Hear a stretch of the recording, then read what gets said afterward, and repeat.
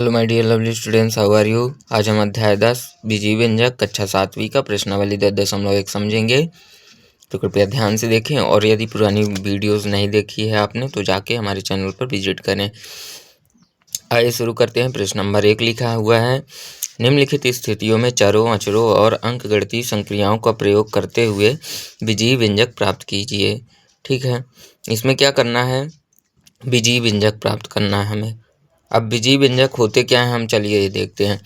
कोई भी मान लीजिए समीकरण होता है, समीकरण y माइनस जेड बराबर 10 मान लीजिए। ठीक है, तो इसका एक पद बराबर के एक साइड वाला पद ये क्या कहलाएगा, बीजीय व्यंजक।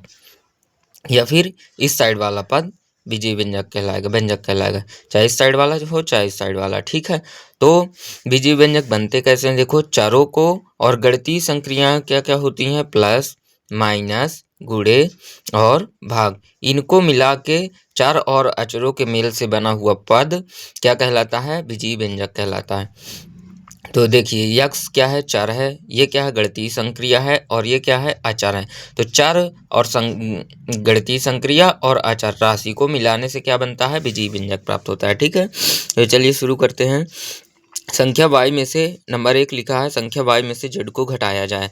तो y में से z को घटाया जाए, बस ये बन गया क्या, व्यंजक। यदि मान लो समीकरण होता तो क्या होता, y में से z घटाया जाए तो 0 प्राप्त होता है। तो यहाँ प्राप्त होता है मतलब बराबर कितना आता है, y में से z घटाने पे 0।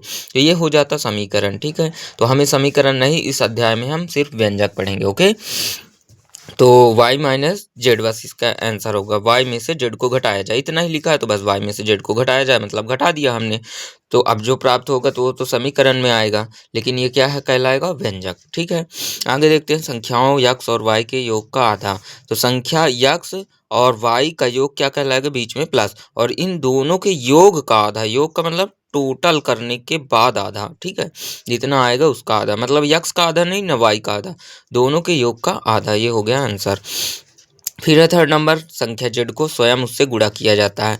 तो संख्या z है और स्वयं उसी का गुणा करेंगे तो क्या आएगा, z की पावर 2।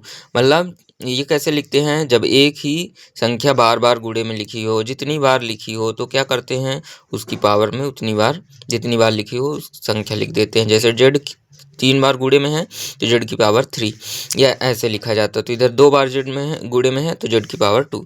फिर ये हो गया आंसर। ठीक है, फिर है फोर्थ नंबर, संख्याओं p और q के गुणनफल का 1/4। तो संख्या p और q का गुणनफल का 1/4। ठीक है, 1/4 मतलब 1/4। फिर लिखा है, संख्याओं यक्स और y के वर्गों को जोड़ा जाता है। तो यक्स का वर्ग यक्स स्क्वायर, y का वर्ग y स्क्वायर, तो इनको जोड़ देना है, तो x square plus y square. ठीक है, वर्ग का मतलब घात में 2, फिर और घन का मतलब घात में 3, घात का मतलब घात में 3 मतलब क्यूब बोलते हैं उसको इंग्लिश में, और इसको क्या बोलते हैं, यक्स का स्क्वायर मतलब घात में 2। संख्याओं यम और यन के गुणनफल के 3 गुने में संख्या 5 जोड़ना है। संख्याओं यम और यन के गुणनफल के तिगुने में, तो यम और यन का गुणनफल क्या होगा, यम गुणे यन के तिगुने में।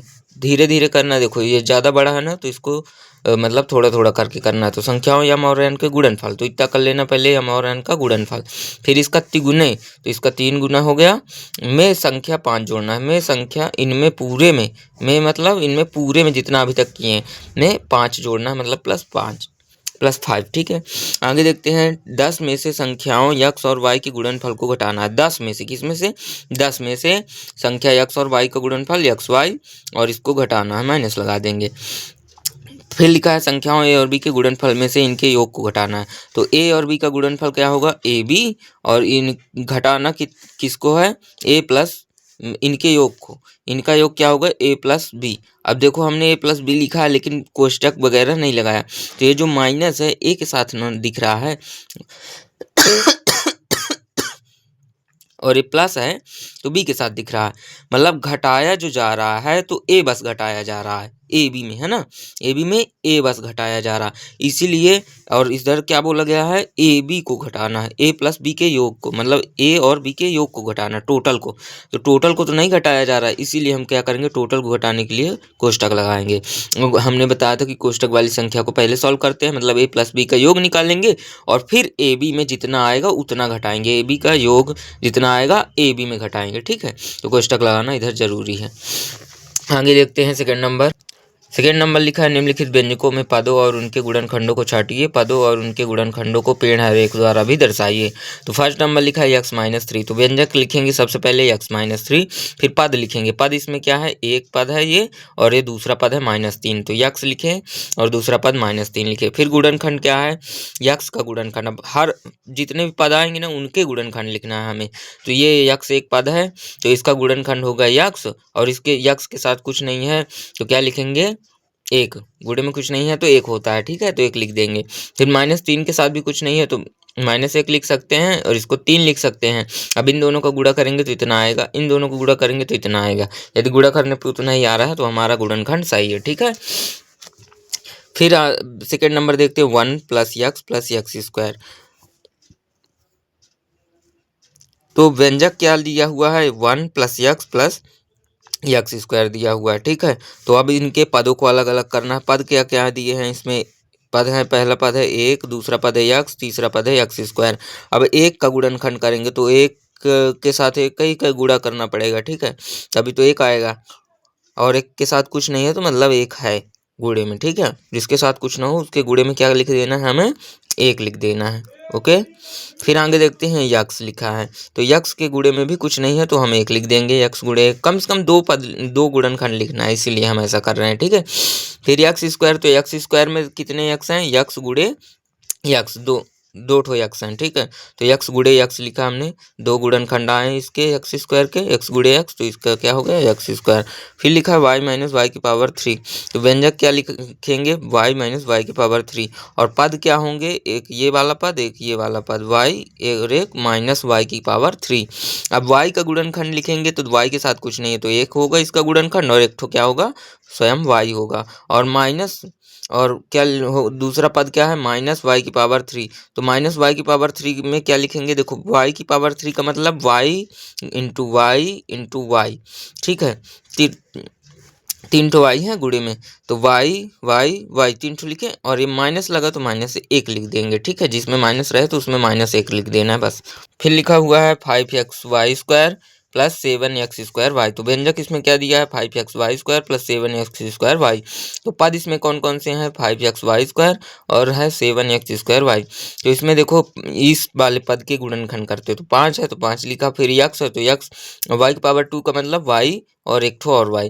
अब देखो इसमें ऑलरेडी 4 गुणनखंड आ रहे हैं 5xy² के, तो एक लिख के लेने की जरूरत नहीं है, बट यदि लिखना है तो लिख सकते हैं क्योंकि एक का गुणा सभी के साथ होता है, ठीक है। कोई भी संख्या हो, कोई विचार हो, आचार हो, 0 हो, एक का भाग और एक का गुणा सभी के साथ होता है, ठीक है, गणित में। आगे देखते हैं सेकंड नंबर पद है 7x²y। तो 7x²y में 7 लिखेंगे और x² का मतलब x × x, और ये y का मतलब y, और एक इसके साथ लिखना है तो ठीक है, नहीं लिखना तो कोई बात नहीं। आगे देखते हैं -ab + 2b² - 3a²। तो व्यंजक क्या है, -ab + 2b² - 3a²। तो पद क्या दिया हुआ है, पहला पद ये है -ab, और दूसरा पद क्या दिया हुआ है 2b², और तीसरा पद क्या दिया है -3a²। अब देखिए इस वाले पद का गुणनखंड लिखेंगे तो एक हो गया a, एक हो गया b, और इसमें माइनस लगा तो -1 लिख देंगे, ठीक है। फिर 2b² में क्या होगा गुणनखंड, 2 × b, और इसमें b⁻2 है मतलब 2 ठो b हैं तो एक ठो और b लिख देंगे, और एक लिखना है तो ठीक है, नहीं लिखना तो कोई बात नहीं। फिर -3a² लिखा है तो -1 और 3a लिखें और a लिखें और a लिखें, क्योंकि a⁻2 लगी है। फिर लिखा है नीचे दिए गए व्यंजकों में पदों और उनके गुणनखंडों को छाटना है आपको, ठीक है। मतलब अब पेड़ नहीं बनाना आपको, बस पद लिख के उसके आगे गुणनखंड लिख देना है। तो फर्स्ट नंबर दिया है -4x + 5। तो पद क्या लिखे होंगे इसमें, व्यंजक क्या है, पहले तो व्यंजक लिखना हो तो लिख दो आप। व्यंजक क्या दिया है, -4x + 5। तो पद क्या क्या है इसमें, दो ठो पद है, -4x और एक 5।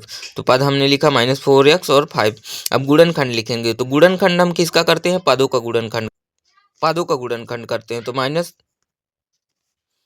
-4x का गुणनखंड लिखेंगे तो -4x का गुणनखंड देखो इसमें माइनस लगा तो -1 हो गया पहला, फिर दूसरा हो गया 4 और एक है x तो x लिख दिया।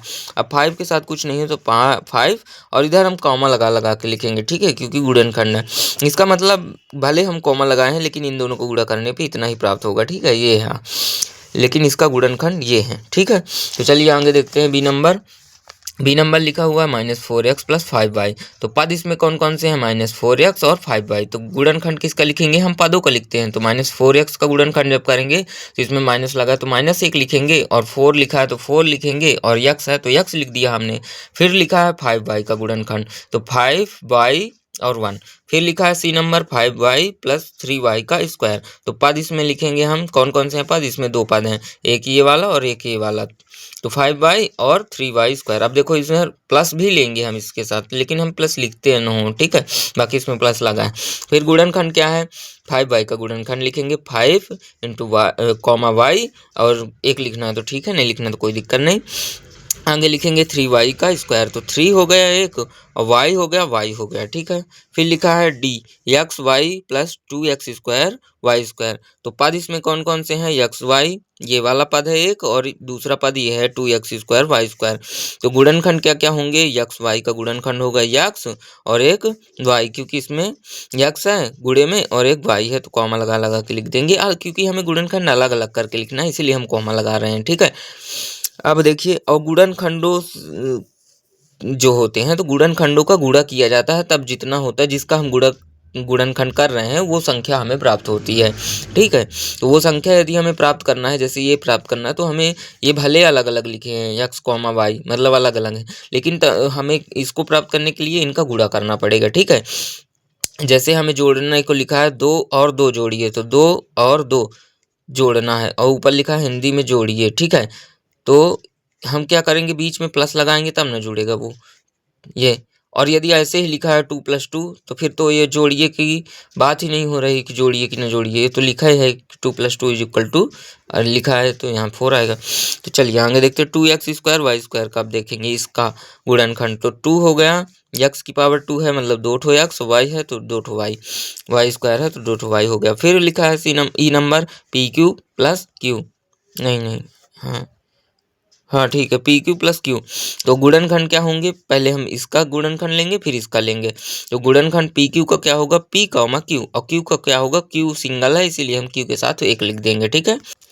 आगे लिखा हुआ है F number 1.2AB minus 2.4B plus 3.6A। तो इसमें पद कितने दिए हुए हैं, 1 2 3। तो पहला पद है 1.2AB, फिर दूसरा पद है -2.4B, और तीसरा पद है 3.6A।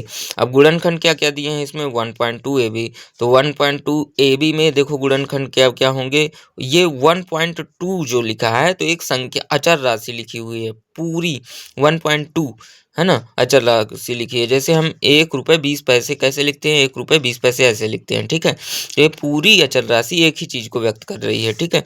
तो ये बस होगा एक कॉमा, फिर ए है फिर बी है। ऐसा नहीं कि एक अलग लिखोगे कि 2 अलग लिखोगे, नहीं, क्योंकि इधर कॉमा नहीं है, पॉइंट लगा है, ठीक है। पॉइंट का मतलब ये साथ में लिखा है 1.2, ठीक है, दशमलव में, बाकी एक ही संख्या लिखी है। फिर लिखा है -2.4B। अब हम इसका क्या करेंगे, इस वाले पद का हम गुणनखंड निकालेंगे, इस वाले पद का। तो इधर माइनस लगा तो -1 लिख सकते हैं, या फिर -2 के साथ 2.4 लिखा है, तो इसको चलो हम पहले जैसा करते हैं, -1 लिख देंगे, ठीक है। तो 2.4 क्या हो गया, एक गुणनखंड हो गया -2.4B का, और B भी एक गुणनखंड हो गया, और ये माइनस लगा तो -1 हो गया। फिर लिखा है थर्ड नंबर 3.6A। तो 3.6A एक संख्या हो गई अचर राशि, तो 3.6A एक साथ लिखेंगे, ठीक है, एक संख्या है। और ए नहीं है इधर, शायद Q है या फिर ए है, चलो इसको ए बना देते। तो ये ए एक गुणनखंड हो गया, ठीक है। और इसके साथ भी 1 लिखना हो तो ठीक है, नहीं लिखना तो कोई दिक्कत नहीं। आगे देखते हैं जी नंबर 3/4 x प्लस 1/4। तो इसमें पद क्या दिए गए हैं, 2 ठो पद हैं, 3/4x और एक है 1/4। तो पहले वाले पद का हम क्या करेंगे, गुणनखंड करेंगे। 3/4 इंटू x का क्या होगा, 3/4, और x का क्या होगा, x। अब देखो 3/4 एक ही अचर राशि लिखी है, एक ही संख्या है ना 3/4, मतलब जब हम इसको सरल करेंगे तो सरल इसको कैसे करेंगे, 3 में 4 का भाग देंगे तो नहीं जाएगा, दशमलव लगाएंगे तो 30 बनेगा, फिर 4 × 7 = 28 बनेगा, फिर आएगा 2, तो ये बनेगा 20, तो 4 × 5 = 20 ऐसा आएगा, ठीक है। तो 0.75 इसका आएगा। तो ये एक ही संख्या है, तो इसको हम अलग अलग नहीं लिखेंगे कि 3 लग लिखेंगे, फिर कॉमा लिखेंगे, फिर 4 लिखेंगे, फिर नहीं, एक साथ लिखिए तो एक साथ लिखेंगे, ठीक है।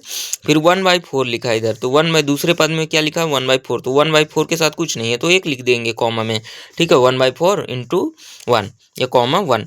आगे देखते हैं h number 0.1 P square plus 0.2 Q square. तो पद इसमें क्या क्या दिए हैं, दो पद हैं, 0.1 P square and 0.2 Q square दिया है। तो गुणनखंड क्या लिखेंगे, पहले वाले पद का लिखेंगे पहले, तो 0.1 पी स्क्वायर का गुणनखंड क्या होगा, देखो ये है एक संख्या 0.1, अब पी स्क्वायर मतलब दूठो पी, तो पी कॉमा पी, फिर 0.2 क्यू स्क्वायर का इसका क्या होगा गुणनखंड 0.2, ये है एक संख्या 0.2 एक संख्या है, क्या है 0.2 पूरी एक संख्या है, और क्यू स्क्वायर का मतलब क्यू इन कॉमा क्यू है ना, गुणनखंड में हम कॉमा लगा रहे हैं इसीलिए कॉमा लगाएंगे, ठीक है। प्रश्न नंबर 3 देखेंगे अब हम, निम्नलिखित व्यंजकों में पदों के संख्यात्मक गुणांकों को जो अचर न हो की पहचान करना है हमें, ठीक है।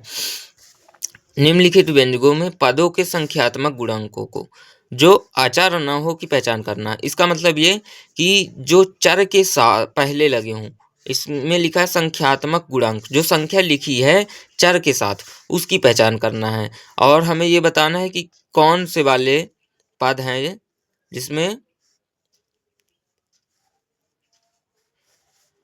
जिसमें अचर ना हो। तो ये वाला पद है जिसमें अचर ना हो, अचर बस ना हो, मतलब इसमें चर लिखा है, चर लिखा है ना, ये टी ए से लेके हमने बताया था जेड तक क्या है, चर हैं। तो ये क्या लिखा है, चर राशि है। तो ये वाला पद क्या होगा हमारा, ये प्रश्नानुसार आंसर होगा। तो व्यंजक लिखेंगे हम पहले, और इधर चर पद लिखेंगे, इधर संख्यात्मक गुणांक लिखेंगे। तो व्यंजक में लिखा हमने 5 - 3t स्क्वायर, और चर पद इसमें क्या है, इस वाले पूरे व्यंजक में चर पद कौन सा है, -3t स्क्वायर है, क्योंकि इसमें चर राशि है, इसीलिए तो -3t स्क्वायर हो गया, ठीक है। फिर इसमें इसका संख्यात्मक गुणांक भी हमें लिखना है, तो टी स्क्वायर का संख्यात्मक गुणांक क्या होगा -3। जो संख्या पहले लगी रहे चर राशि के पहले, ये चर राशि है टी, और इसके पहले जो संख्या लगी रहे वही क्या होगा, संख्यात्मक गुणांक होगा।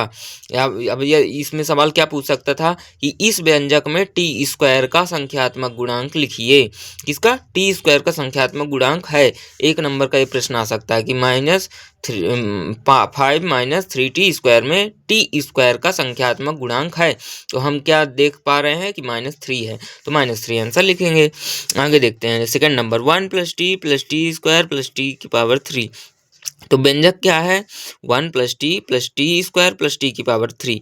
तो चर पद इसमें क्या क्या दिए हैं, 3 है चर पद, t एंड ये है t है, टी स्क्वायर है एंड टी की पावर 3 है। अब देखो हम संख्यात्मक गुणांक लिखेंगे किसका, पहले टी का लिखेंगे, तो टी के पहले कुछ नहीं है ना, तो 1 है, तो 1 लिखेंगे। फिर टी स्क्वायर के पहले कुछ नहीं है, तो 1 है। अब इसमें माइनस तो नहीं लगा कि -1 लिखें, यदि माइनस लगा होता किसी में है तो हम -1 लिखते हैं, क्योंकि इसके पहले कुछ नहीं है। अब टी की पावर 3 के पहले भी कुछ नहीं है, तो प्लस का 1 लिखेंगे, क्योंकि माइनस भी नहीं है ना। थर्ड नंबर देखते हैं, x + 2xy + 3y। तो व्यंजक क्या लिखा है, x + 2xy + 3y। तो चर पद क्या है, इसमें तीनों है चर पद, तो तीनों को लिखेंगे कॉमा में लिख के, ठीक है। x है, 2xy है एंड 3y है। तो संख्यात्मक गुणांक हम कैसे लिखेंगे, पहले x का लिखेंगे, ठीक है, फिर कॉमा लगाएंगे, फिर इसका, ठीक है। तो पहले x के पहले कुछ नहीं है, तो 1 होगा संख्यात्मक गुणांक। या अब ये दोनों चर है ना, तो इन दोनों के पहले संख्यात्मक गुणांक का मतलब संख्या का मतलब अंक जो लिखे हैं, ये संख्या जो लिखी है गणित वाली संख्या, ABCD नहीं, गणित वाली अचर राशि। तो इसमें क्या लिखा है, संख्या 2 लिखा है, अचर राशि क्या लिखी है इसमें 2, तो अंक क्या है 2, तो हम क्या लिखेंगे x y का संख्यात्मक गुणांक 2, ठीक है। फिर y का संख्यात्मक गुणांक क्या है, संख्या क्या लगी है y के पहले 3, तो 3 लिखेंगे। फिर 4 नंबर है 100m + 1000n। तो व्यंजक इसमें क्या है 100m + 1000m n। तो चर पद इसमें भी दोनों है, क्योंकि दोनों में यम और यन है, मतलब चर राशि लगी हुई है।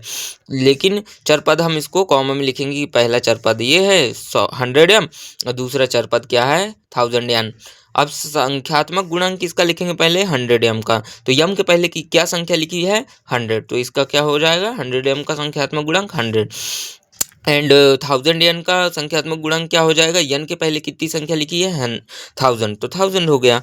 आगे देखते हैं 5th नंबर, माइनस पी की पावर 2 एंड क्यू की पावर 2 प्लस 7 pq। तो व्यंजक क्या है, पी की माइनस पी की पावर 2 क्यू की पावर 2 प्लस 7 pq। तो चार पद इसमें दोनों हैं, तो दोनों को हमने कॉमा लगा के लिख दिया अलग अलग, माइनस पी की पावर 2 क्यू की पावर 2 कॉमा 7 pq। तो संख्यात्मक गुणांक लिखेंगे, तो संख्यात्मक गुणांक हम पहले इसका लिखेंगे, तो इसके पहले कुछ नहीं है मतलब एक है, लेकिन इसके पहले माइनस है तो माइनस का एक लिखना पड़ेगा हमें, ठीक है। संख्यात्मक गुणांक माइनस का एक हो गया। फिर इसका 7pq का pq हो के पहले संख्यात्मक गुणांक क्या लिखा है 7, तो 7 लिखेंगे, माइनस नहीं है इसमें तो 7 बस लिखेंगे, यदि माइनस हो तो -7 लिख देते हैं आंसर, ठीक है, कोई दिक्कत नहीं। आगे देखते हैं, नेक्स्ट लिखा हुआ है व्यंजक चरपद संख्यात्मक गुणांक लिखेंगे, ठीक है। तो व्यंजक क्या लिखा है 1.2a प्लस 0.8b। तो व्यंजक क्या है 1.2a प्लस 0.8b। तो चरपद क्या लिखा हुआ है, पहला दोनों है चरपद है ना, तो 1.2a है पहला हो गया, कॉमा लगा के दूसरा लिख देंगे 0.8b। अब संख्यात्मक गुणांक देखते हैं, पहले पद का हम संख्यात्मक गुणांक लिखेंगे, a के पहले कितना लिखा हुआ है 1.2, तो 1.2 एक खुद में एक संख्या है, ठीक है, पूर्ण संख्या है। फिर 0.8 लिखा है, तो b के पहले कितना लिखा है 0.8, तो 0.8 लिख दिया हमने संख्यात्मक गुणांक में, ठीक है। ये हो गया इसका आंसर 6वें नंबर का। 7 नंबर देखते हैं 3.1, ये क्या लिखा है 4, मतलब 3.14 आर स्क्वायर। तो इसमें चर पद का क्या है, एक ही है, इसमें चर लगा है तो यही होगा, ठीक है। तो अब हम क्या लिखेंगे, चर पद में 3.14 आर स्क्वायर यही बस है, तो इसी को लिखेंगे। अब इसका संख्यात्मक गुणांक r है ना, आर स्क्वायर के पहले क्या संख्या लिखी है 3.14, ये पूर्ण संख्या है अपने आप में, इसीलिए हम पूरा लिख देंगे। फिर लिखा है 2 into l plus b is equal to 2l plus 2b। तो ये हम देखो, ये इतना बस सवाल है, क्या है ये बस सवाल इतना बस है, और हम इसको सवाल को बदलेंगे, क्या करेंगे सरल करेंगे, तो ये बनेगा 2l। देखो दो का कोष्टक लगा है ना, तो ये तो दोनों चार राशियां हैं, संख्या तो नहीं है कि जो हम जोड़ दें तो जितना आएगा तो गुणा कर देंगे दो का। तो हम क्या करेंगे, दो का गुणा इसके भी साथ करना पड़ेगा, इसके भी साथ करना पड़ेगा, क्योंकि कोष्टक लगा है ना जो, तो दोनों के साथ दो का गुणा होगा। अंदर जब होगा गुणा तो दो का गुणा यल के साथ, दो का गुणा बी के साथ। तो दो का गुणा यल के साथ हुआ तो 2l, अब बीच में प्लस लगा है तो प्लस लगाया हमने, दो का गुणा बी के साथ हुआ तो 2b। आगे देखते हैं 2l प्लस 2b क्या बना, ये हमारा प्राप्त हुआ है व्यंजक है ये, ठीक है, सरल रूप में व्यंजक। और चार पद इसमें क्या है 2l एंड कॉमा लगा के 2b। अब इसमें संख्यात्मक गुणांक क्या लिखा हुआ है,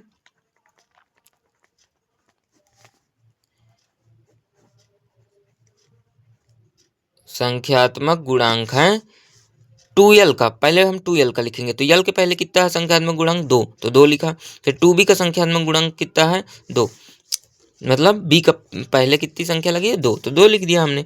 फिर देखते हैं 9 number 0.1y plus 0.01 Y square.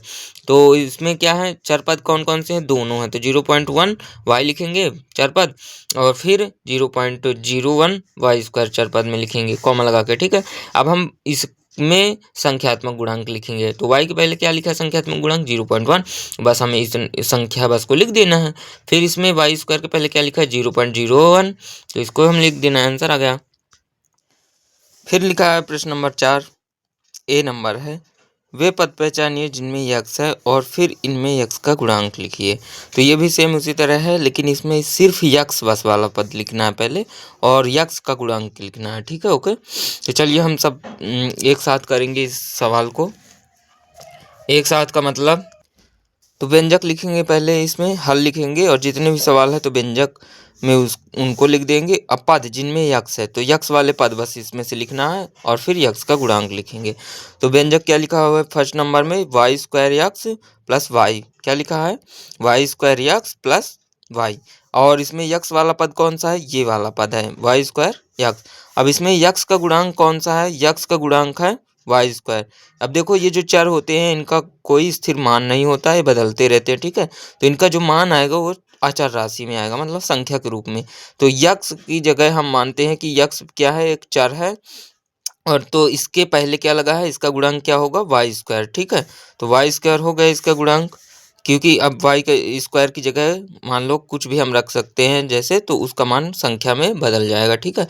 तो x का गुणांक क्या होगा, वाई स्क्वायर। यक्स का गुणांक क्या होगा, वाई स्क्वायर। फिर सेकेंड नंबर लिखा है 13y² माइनस 8y यक्स। तो इसमें यक्स वाला पद कौन सा है, -8y यक्स। तो यक्स के पहले क्या लगा है, -8y, तो -8y लिखा हमने। फिर x plus y plus z. तो यक्स का गुणांक, इसमें यक्स वाला पद कौन सा है, ये। इसका गुणांक कुछ नहीं है तो मतलब 1 है।